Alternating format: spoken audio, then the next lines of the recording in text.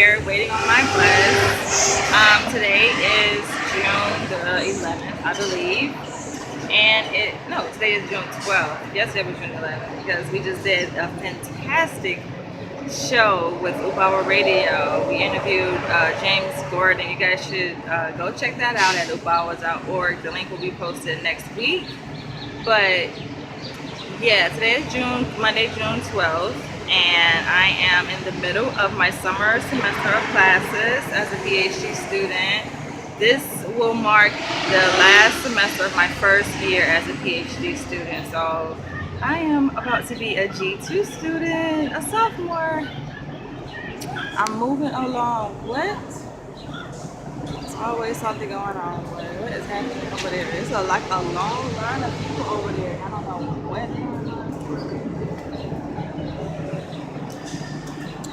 But yeah, I just been kicking it, chilling, just enjoying singlehood. I would do a Q&A. Actually, later today, I'm going to do a Q&A for you guys, a relationship Q&A, so you guys can kind of get some insight as to what I think about, relationships. You guys can learn about my previous dating relationships and all of that shabazz, because I posted a question, I made a post on my Facebook page so that people can put their questions that they would like for me to answer in my video. So I'm going to address those questions. I'm waiting on my bus. It should be here like in 5 minutes, but thank you guys for coming along the journey. This semester is pretty easy breezy. I'm excited that in my classes it's really not that much work that I have to do. Like for my lifespan class, it's only 2 papers and a presentation, an article presentation. For my cognitive effective class, it is actually, we have a weekly assignment, a written paper that we do every week, and we have a weekly quiz that we do every week. And then I believe we have like a final presentation that we can record, and that's the one that I'm kind of looking forward to doing. I'm looking forward to that. The other assignment I'm looking forward to, actually, let me go rewind, go back. It's actually for my lifespan class that I have, where we actually do an interview.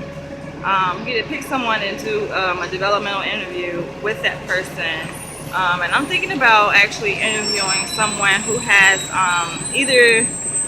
who was a former gang member, or someone who, let's say, had became a single mother, because we can interview people based on like certain developmental tasks are normative or non-normative, and I'm gonna choose a non-normative developmental, not task, but developmental stage that a person goes through in life.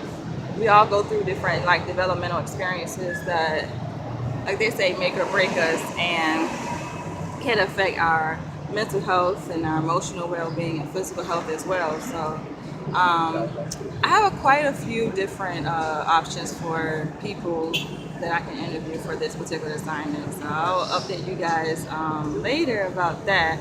That actually is not due until the end of the summer session, so it might be a while before I actually get around to that. But I'm thinking about doing either a homeless person, someone who is now currently homeless, which is going to be kind of odd, because I'm going to interview them and ask them, well, what led up to you becoming homeless? That is going to be kind of weird, right? Especially if after an interview, what happens? Do I give them services? Do I give them referrals? And I don't think I will be able to give them therapy services. I mean, I can give them short-term grief counseling, but as far as in-depth therapy, I will have to refer them out because currently I'm not licensed, so I would not be able to necessarily kind of do that with them. I can do short-term, but not necessarily in-depth therapy, and I would be able to refer them to someone. So that would be a very interesting thing. Interviewing a single mother.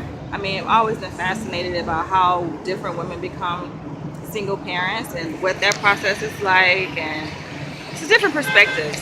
Maybe I should interview a single father, I don't know, but we'll see. And my other class is my ethics class that I had this past Saturday. And oh my gosh, that class is actually kind of exciting, even though it's 5 hours long and it's for 6 Saturdays. this summer. And it's taught by, the exciting thing is it's taught by the president of the California Board of Psychology, the licensing board of psychology. So this is where we actually go and apply for our state license to practice as licensed psychologists. And he is the president of the organization. He teaches the law and ethics course that I'm taking, so it's quite interesting. He has a really different kind of personality and weird way of approaching things in the class, which is keeps it interesting, keeps it fun. He uses a lot of sarcasm and humor. It's cool.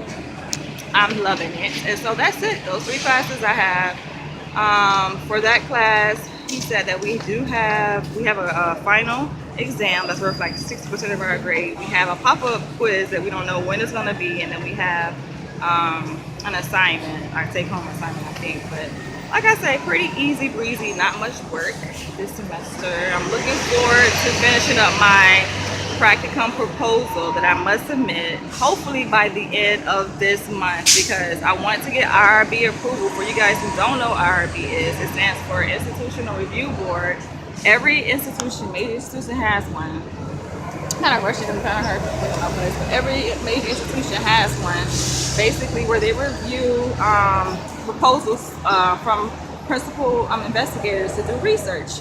And so the purpose of the IRB mainly is to protect the interests of the participants who are participating in the study. They used to call them subjects, but I think the more appropriate term would be participants, because they are participants who volunteered for study. And so it's just to protect their interests, their well-being and safety. And so I have to make sure that my study is ethically sound, if that is a word. I'm trying to say it. But it's that it's ethically sound, and that there's no harm going to be done to. I have to prove this to my institution, that there's not going to be any harm done to my participants. And just to kind of recap, I'm interested in researching racial bias and level of acculturation in parents, and comparing it to racial bias in their children. This is going to be a very interesting study because and if this phone shuts off, I'll do a part 2.